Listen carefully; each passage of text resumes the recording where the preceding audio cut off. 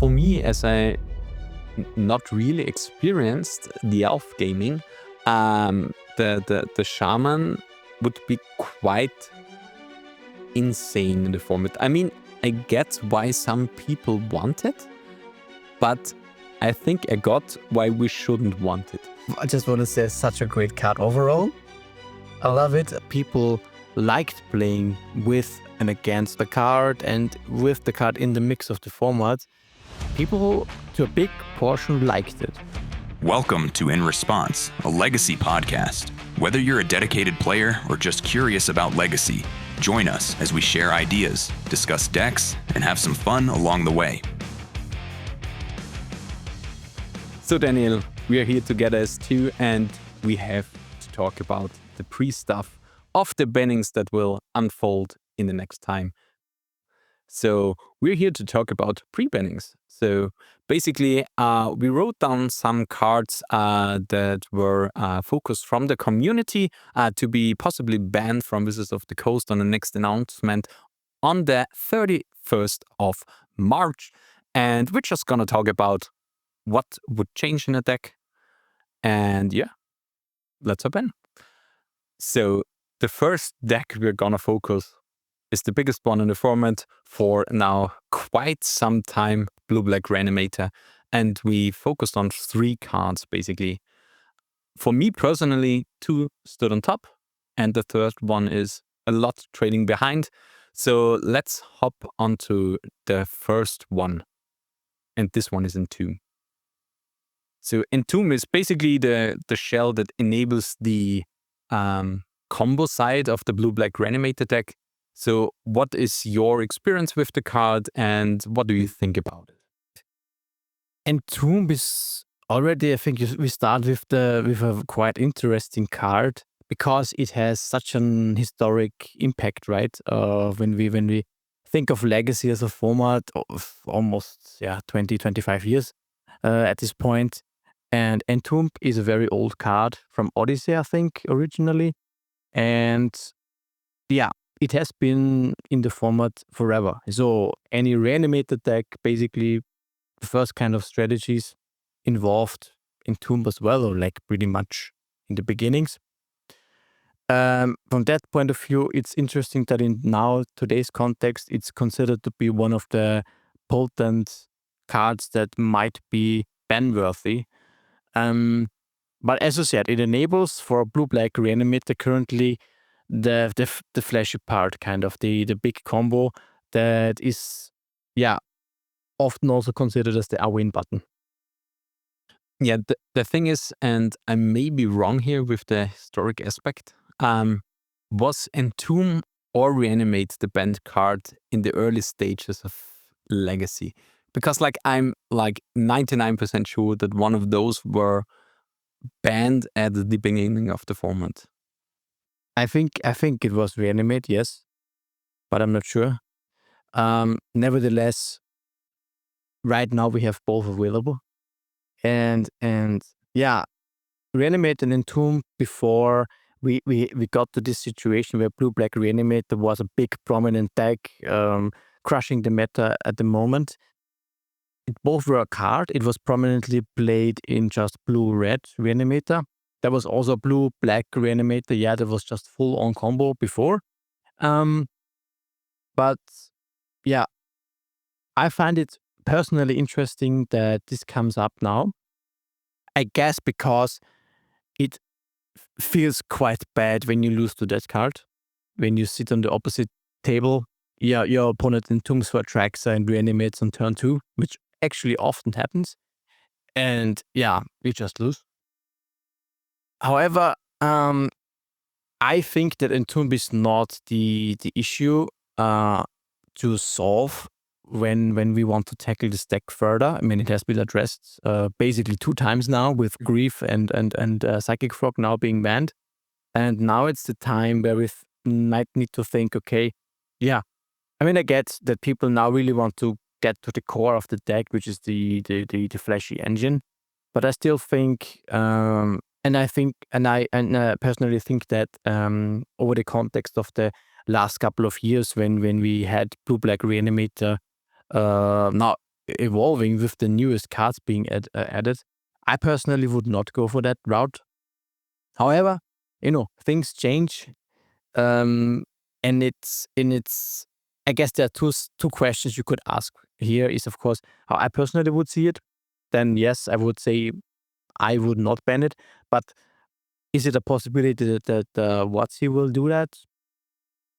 I also personally doubt it, but maybe, yeah, we never know. I think Wizards has shown that they are kind of willing to change their strategy a little bit or tweak it and not follow the same route. I have the feeling. I don't know about you, but I think it is kind of the case at the moment that they're switching a little bit. Yeah, I think they take customer satisfaction a little bit more into question regarding bannings. So I could expect them to bail down a little bit regarding like customer experience, as we are in the legacy format. So maybe this could be a factor in the near future. But yeah, personally, my opinion is also that we won't get bannings on next week. But if we get one, we've got you covered within this episode. A small thing, because like Blue-Black Reanimator, as you mentioned, was like a deck before, but it was also a deck way before. And Blue-Black Reanimator, back in the days, I think it was at the early stages of the 2010s, Blue-Black Reanimator also got the card banned in the form of Mystical Tutor. So this was the stabilization, the consistency factor in the deck back in the days that got banned there. So this card or this deck or the previous shell also got cards banned, as we've seen multiple times over the last 2 years. So let's tackle the fair side of the deck a little bit. Also enabled through Reanimate, Animate Dead, and cards like that. We have Troll of Khazad-dûm. Troll of Khazad-dûm, a card also like the Wandering from the Lord of the Rings set. Cyclist for 1, gives you the swamp, really insane in any formats where Moonstompy or especially Blood Moon is a relevant card. And can be reanimated and has the Super Menace ability to only be blocked by 3 or more creatures. So this card is like the hefty part of the fair side of the deck. And is also quite tackled by the community. Do you have a small stance on a card here? Oh yes.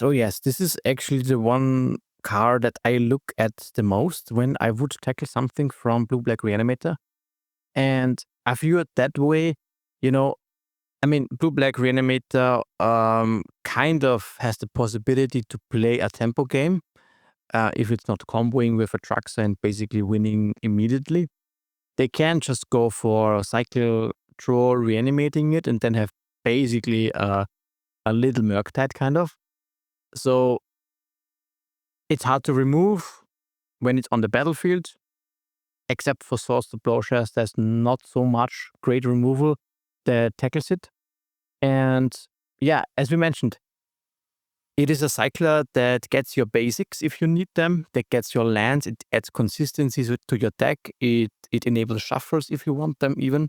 And I view it, the Troll, basically as a combination of Entomb plus a fetch land, and it's uncounterable for 1 colorless mana. It's actually quite a lot for what the card does to the deck, I would say. So I personally think this is the reason why Blue-Black Reanimator is consistently performing well. Not because of this flashy play. It can be hated out, I think.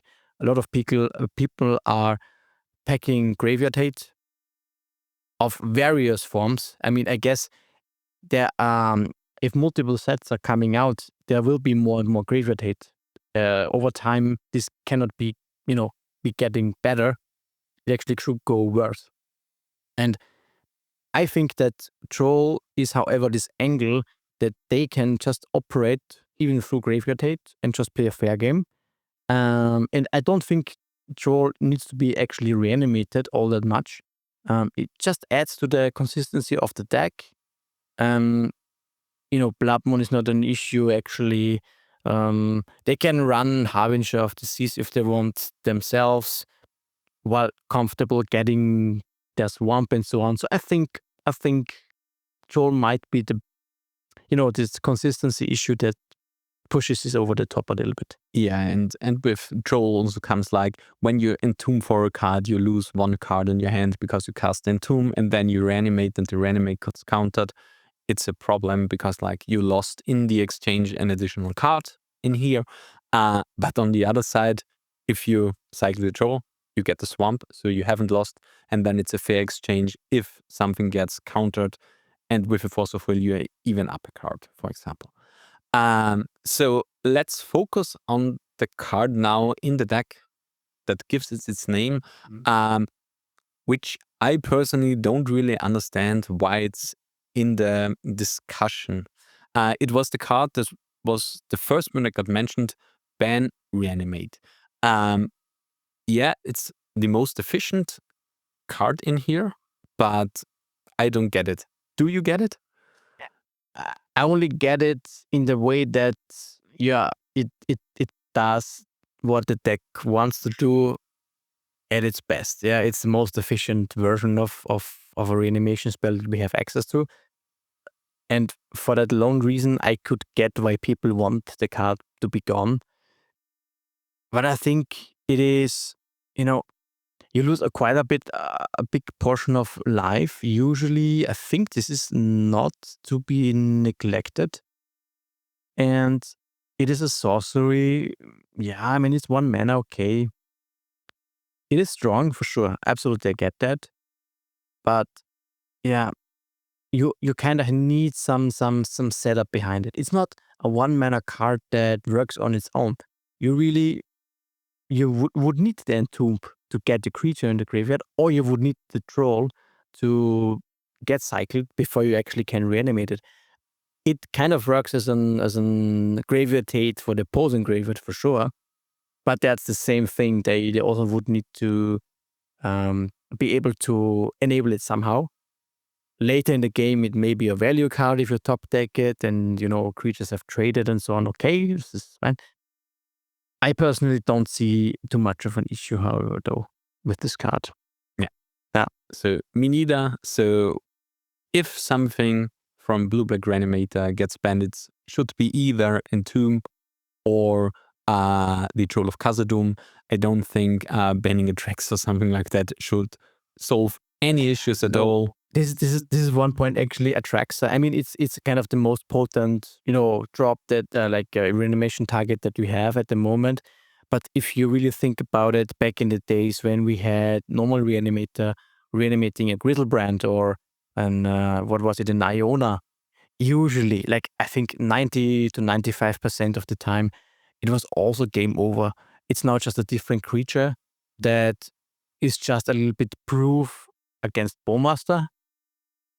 But back in the day, there was no need to play around Bowmaster because there was no Bowmaster. So I think there's similar situations. Both are, it doesn't matter. And then if we ban a Traxxas, the next best thing will come. Yeah, exactly. Yeah. And especially with big fat creatures getting printed every set now, because like it's good for the commander crowd. You need them, you need the big flashy cards. So we are basically destined to have one in the near future. So we go to the next big deck of the format now, and there is like I think it's the most suggested card to get banned in the next announcement. It's the one card that I had so much trouble to pronounce in the early stages of the card getting printed. It's Spawn, not the reproducing part that comes out of the male body. So we have Eldrazi Mykospawn, a 4-mana card that exiles the land from your opponent, and you can kick it for 1 and a colorless. And a green, I think. No, the kicker is 1 and a colorless. Yeah. To exile, to tutor yourself, basically a land. Into play, untapped. Which comes up because like the most prominent play of the card is like the double wasteland. Exile the basic from your opponent, waste the other card, and you are just good to go. What is your stance on the card? Because it's kinda format defining a little bit. I think so, yes. And man, personally, I guess we're a little bit lucky in our local meta. We don't have too many sowing Myco spawns running around. But I get why people want the card gone. It is the most like named card when it comes to the question, why is mid-range, why is control gone of the format? Usually this is the answer. Myco spawn is at least a 2-for-1, and because all are cast triggers, I get we have consigned to memory, but usually it is very hard to, um, for example, in main decks, or not all decks have access to consigns. It is not an everywhere kind of answer that is in every people's decks. So it is guaranteed 2-for-1, sometimes 3-for-1, and it is really powerful. It sets the opponent so much back. It gets rid of basics if they want to, because it exiles lands. You cannot even play around that by just playing a bunch of basics on your own. And it tutors for any land untapped. This is think of Primeval Titan. I mean, it's a 6-mana card. It's a stronger body, and it triggers again on attack, but it comes in, it just tutors for 2 land, but it's tapped. And it was considered a very, very, it was in banned discussions before. Maybe not in Legacy, but it was definitely, it is a powerful card. And now we have Myco Spawn, which, casually just improves on basically all factors. So I get that in combination with the whole new package of Eldrazi creatures that they're running around there. So people want the control decks, I guess. Yeah, especially against control. It's such a hard card to deal with it. It's the body, it's the uncounterable. You only get to interact with it with stifle-esque effects.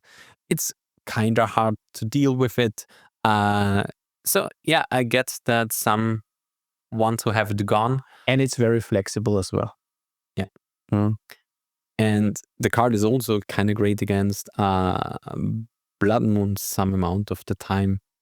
So yeah, it's a really, really interesting card that defines the deck, improves this a lot because it enables the early into the mid game. It powers out the deck. So yeah, with enabling a card from the early to mid game, we have the first colorless cantrip, the most efficient colorless removal card, the most flexible colorless graveyard interaction, and it's also quite powerful in ramping you out. We have Kozilek's Command. I was just gonna say, this looks like an iPhone presentation that you did there. It's the Swiss Army knife. Yeah, it's the Swiss Army knife of Eldrazi. We have Kozilek's Command, a card that is really, really good, especially against land strategies, exiling the poor Mara Larches. Oh yes, it has so many applications if you think about it. As you mentioned, it's basically a Swiss Army knife that does everything you want, and it's so good against specific decks, like against Doomsday. Yeah. You can just, if they go for the pile, you can just let them draw a card whenever you want. It's an instant, right? So Doomsday players really need to think of how they want to address playing around this card. It is gravitating, and it's good against the top decks of the format, and it prevents Atraxa from being cast. And to be honest, this glaring Flash Raker card that you neatly can pair this with is crazy. I mean, it's like, I don't know, it's like a machine gun. If you just, I don't know, Axis 4 or something like that, have 1 or 2 Flash Raker, your opponent is almost dead. Yeah, the insane thing with Flash Raker and Kozilek's Command is like the chaining of Kozilek's commands with a Flash Raker on the board. Because like, yeah, Scry 6, find my next Kozilek's Command. Yeah. And yeah, just you can cast it immediately because it gets spawns. Yeah. So to go for another one and another one. And bam, bam, bam, bam, bam. I mean, I would not ban the card. This is to get to the topic on why we would discuss this. I probably think that it's just a good value card. It's probably similar to, I don't know, is there an alternative? I don't know. It's just a good 2-for-1 kind of, sometimes 3-for-1-ish card. It's strong, but it's only really good in Eldrazi. I guess Mycospawn is still the better card for the more problematic card if you want to ban something out of it.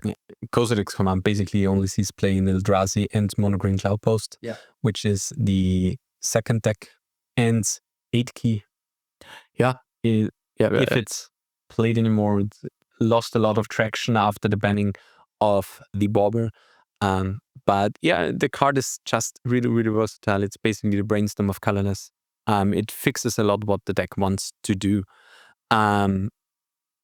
To hop onto the next colorless card, I'm currently not sure if it's played in Eldrazi, but I think so. It's the One Ring. Yeah, it is played, I think, not a full playset. Usually, from what I know, is something like 1 or 2 copies. I guess 2 copies is common. Just, extra punch.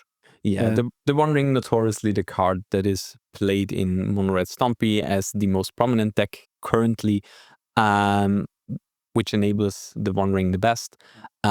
It's just a really, really insane mid to late game engine, and especially powerful if you drop it on turn 1 or 2 even. 1 is actually impressive, yeah.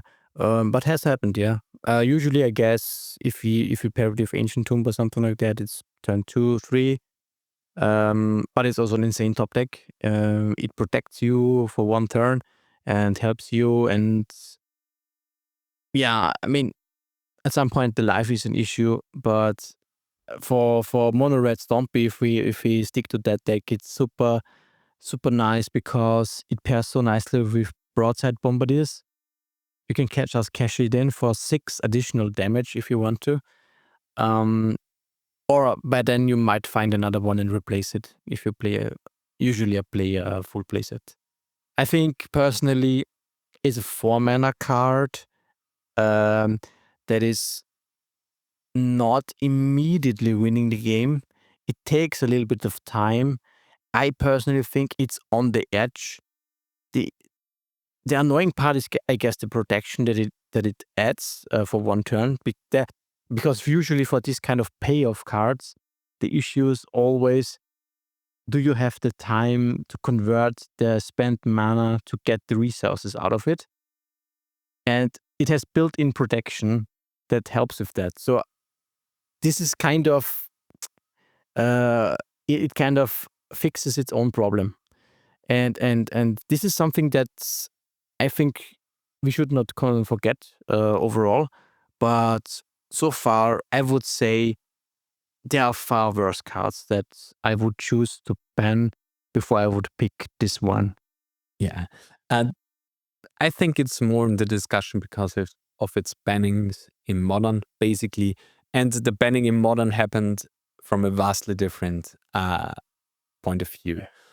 Because in Modern it was banned because I think it was in 60 or 65 even % of the decks. So it was like you either play the One Ring or you lose.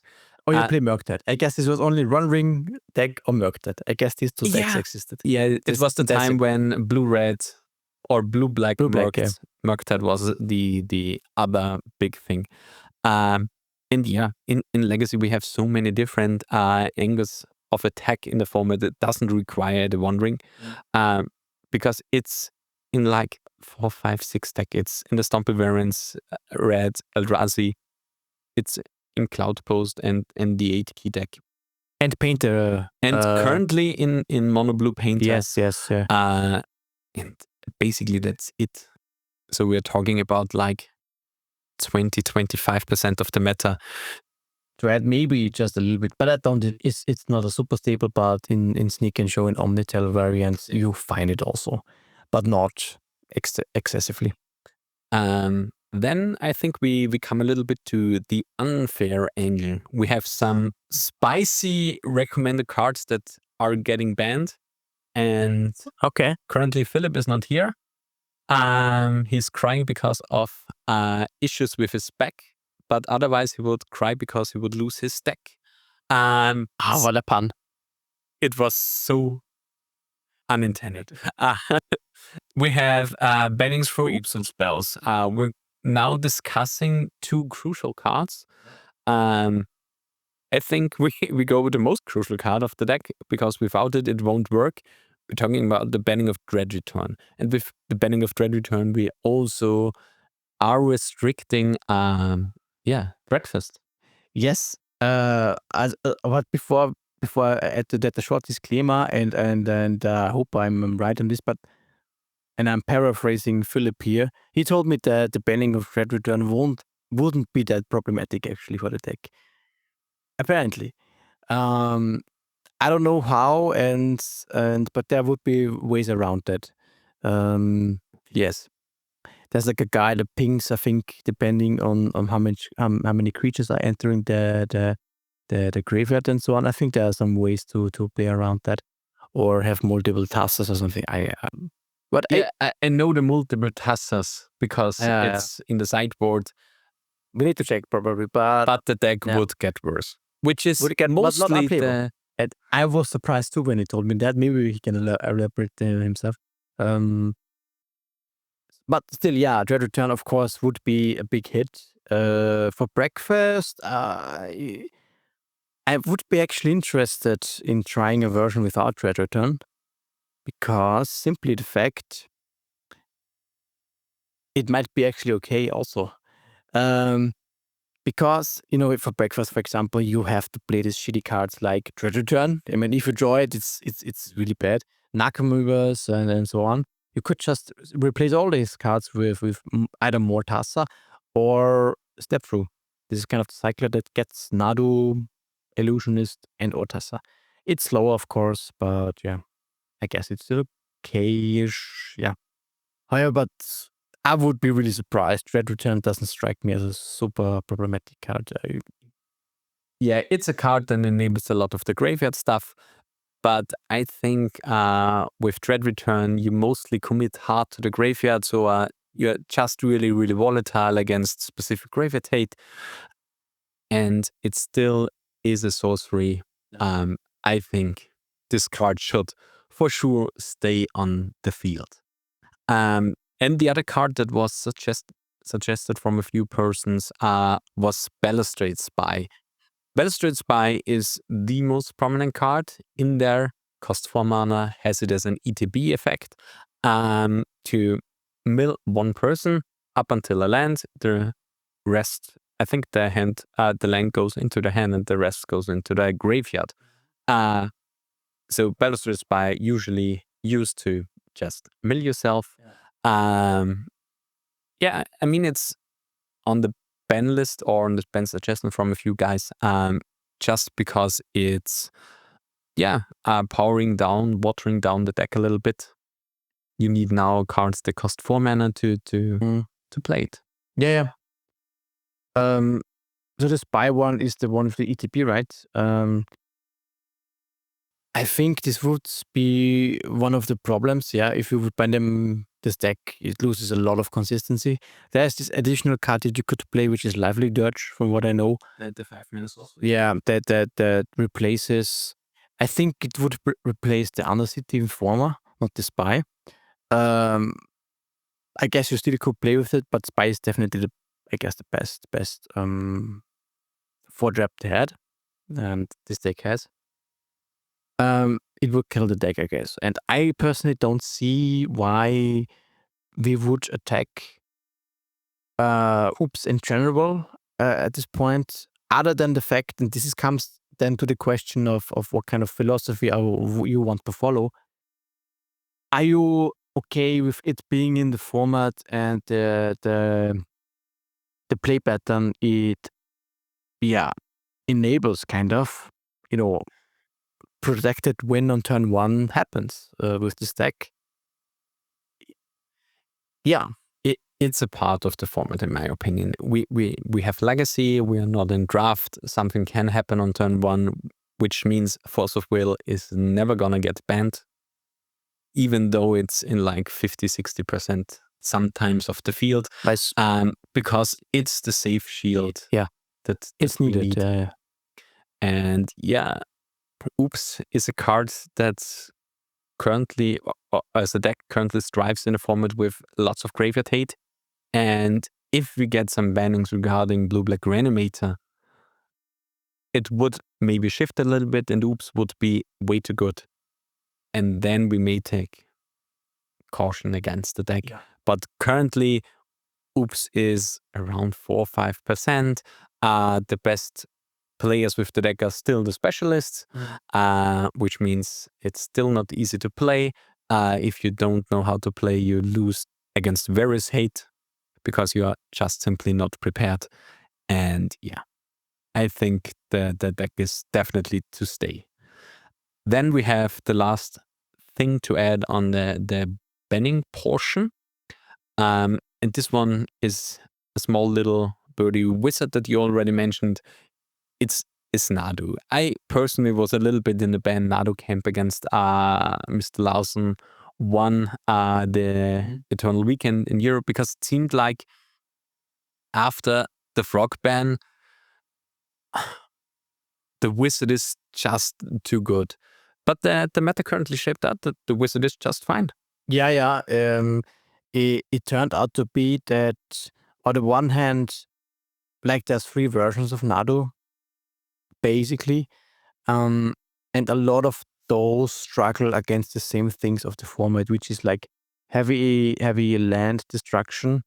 Except for Band Nadu, the other 2 I think are kind of susceptible to that.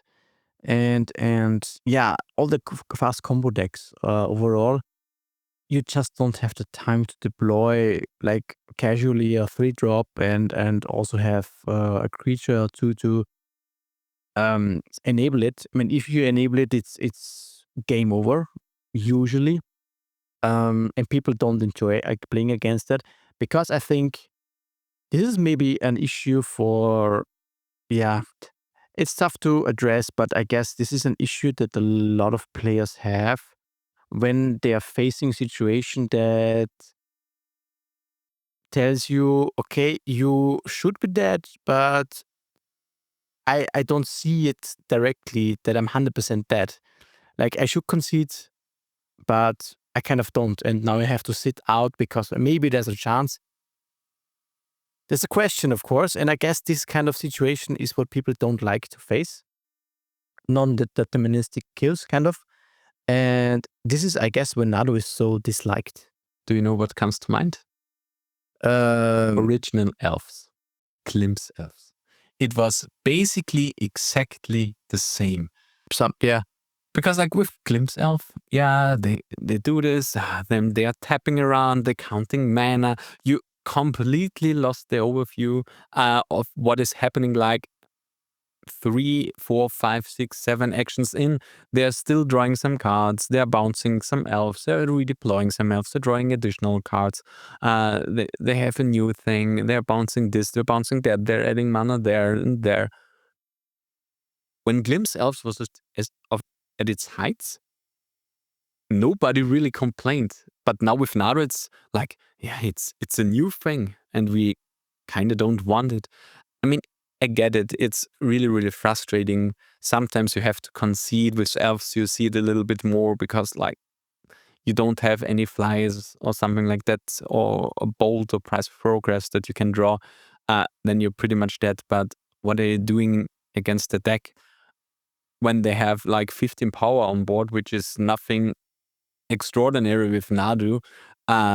You know that you lost the game on the next turn, but sometimes you're on a 2-card combo, and if they haven't drawn the Force of Will, you would win, and then you have to wait for 2 to 3 minutes. And if you don't play fast enough for the rest of the round, it's both of your faults, basically. Yeah. Like I said, it's maybe, I mean, for different reasons, not for power level reasons, I would not ban the card. For play pattern reasons, okay, I can get behind that if we say the philosophy is that we want to have enjoyable experiences and we want to maximize those.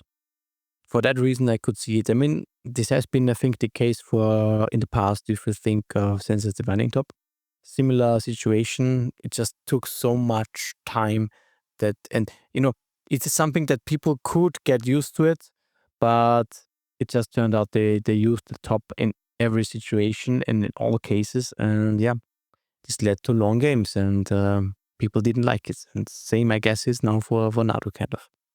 Yeah. Previously, as we said, customer satisfaction regarding bannings was not too much. Maybe it's now enough to ban a little bird. But yeah, we will see. So, but with ban philosophy, we have like one suggestion that's rumored up, I think, in the last 2 to 3 days. And this was a comparison between a card that only produces colorless in Legacy and a card that only produces colorless in Vintage. We have Mishra's Workshop in Vintage. Yeah. And this card is notoriously proud of only getting other cards restricted in the format. And there is the discussion if Ancient Tomb should be like the holy cow in Legacy as well and getting other cards banned. But my point here is which cards currently in Legacy have been banned because of Ancient Tomb? Because nothing really comes to mind. Yeah, this is what I wanted to say. I get the philosophy, but if you think of the last bannings, usually it is always like combo or tempo cards that are banned. Sometimes value cards that like expressive iteration, but it's also utilized in the tempo, for example. I don't recall any cards that is because of Ancient Tomb. A little discussion at the moment would be Bobber. Which Bobber? How was the card? It was banned like 3-4 months ago. Vexing Bobber. Vexing Bobber. Yeah. It was basically an Ancient Tomb card that didn't get utilized by Ancient Tomb. Yes, but I guess it was not because of Ancient Tomb. Like, what the closest that comes to mind today or right now would be the One Ring for me, because this would be a card that without Ancient Tomb is also, I guess, far worse. Because and Mycospawn. And Mycospawn, yeah, those two. So maybe those two, yeah, but we'll see. It could be the case. I personally think, Magic has always been the case that it is the strongest if you can find a way to cheat on the rules, which is you only add 1 mana per turn, and now with this card you have 2 mana on the same turn that you add. It is powerful for sure, but I think Legacy is a format where we want to experience powerful plays. So for me, it feels that is still the identity of the format. And for that reason, I would not ban it. But I could see it, yeah. But I think at some point then, if we tackle all those cards, I would actually question, okay, why would we then need Modern and Legacy as 2 separate formats? Because they get similar and closer over time since more and more sets are added. And if we take out these really Legacy cards, why do we need Legacy and Modern then? And this is what I would then throw on the table. But yeah, overall, I would not touch it. Yeah, it's the same for me. It's just another pillar of the format. As you said, we have format defining cards that are really crucial because like without any Force of Will, Ancient Tomb effects or something like that, Legacy and Modern would pretty much align. And this is also one of the biggest points on not banning Entomb. Yeah. To go a little bit full circle. But one spicy thing that a lot of players apparently want is small unbannings. And besides the usual cards that get thrown out everywhere like Mind Twist, Earthcraft, and maybe even the Mana Drain, for example, we got a small little elf in here. And for me, as I not really experienced the elf gaming, the shaman would be quite insane in the format. I mean, I get why some people want it, but I think I got why we shouldn't want it. And the card that we're gonna talk a little bit about to be revealed is Deathrite Shaman. I just want to say such a great card overall. I love it. The only format at the moment is Vintage where you can experience it. Yeah, I think one of the biggest arguments that it is, or like I guess there are two sides to that. Why people are bringing it up is on the one side, the claim is of course, okay, it's good against Reanimator. You know, you can have natural main deck, very good hate against the combo. Okay, let's leave it like that for the moment. The second part is people actually tend to feel that the time where Deathrite Shaman was legal in Legacy was an enjoyable time. I think that people liked playing with and against, well, not all the time against, but with the card and with the card in the mix of the format. People, to a big portion, liked it. And I guess this is one of the big voices then who would like this card now.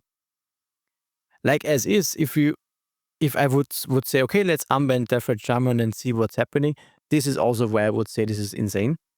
Because, yeah, it makes sense that blue-black Reanimator just adapts the card for itself and has another angle of attack and can protect and can hate the other decks and, yeah, still perform well. So I think if it comes to that you say, okay, let's try out Deathrite Shaman again in the format, you still have to ban something from Reanimator first, I think. Yeah, I think if we just get on Deathrite Shaman, we go full Ragnarok. It would be insane what will happen. It should change so much about what Legacy is about currently. Also, like in the good old days, everything was better. Deathrite Shaman was legal. It's like, yeah, Deathrite Shaman was legal. Also, the big hitters weren't in the format.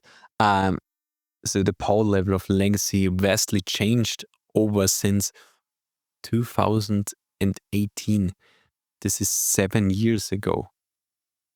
And with 2019, we had like all of the War of the Sparks drama with the new Planeswalkers with static abilities. Now with a lot more ETP, with cast triggers, and so on.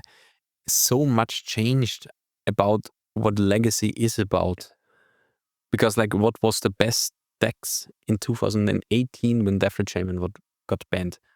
Yeah, we had Madu in there to some extent to be it was not the first deck, but it wasn't the first deck, but we had like Elves was the top dog of the format. Elves, was good. Grixis Delver, and Checkpile, kind of this control mid-range strategies. Painter was unplayable. We had Eldrazi's Stompy back in the day that go full on into your face. It was such a vastly different format. Yeah. And absolutely. The card was the defining part. And yeah, small question to round it out. Which one would be the best one-mana Planeswalker? Is it Deathrite Shaman or is it Nazet? Nazet? You mean Tamio? Tamio, yeah. Definitely Deathrite Shaman for sure. Tamio is nice. It's good. It's really, really... I think Tamio is comparable to the power level that Snapcaster Mage had when it was good back in the days. So I think it's fine. It's totally playable, very strong, but nothing overpowering. But Deathrite Shaman is 1 or 2 levels higher, Yeah, especially because like back in the days it always came up like, why couldn't Deathrite Shaman not be a 1/1? And this comes up currently in the discussion as well, because like with Bowmasters in the format, I wouldn't fear Deathrite Shaman too much. But with it basically living through Bowmaster, it's also quite huge. Yes. So small little end of the note here.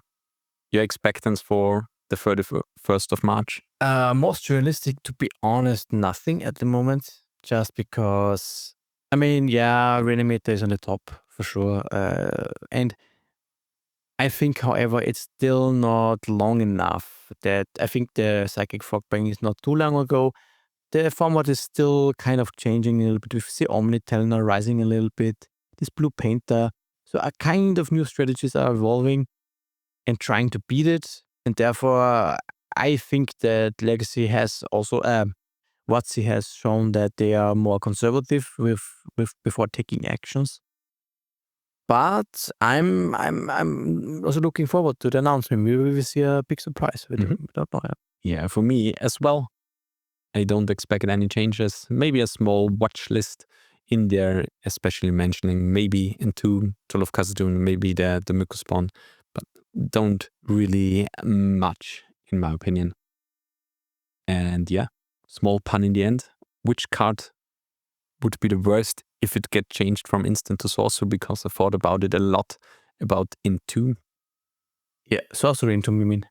Instant to sorcery. We are Entomb, right? Force of will. So let's end the episode.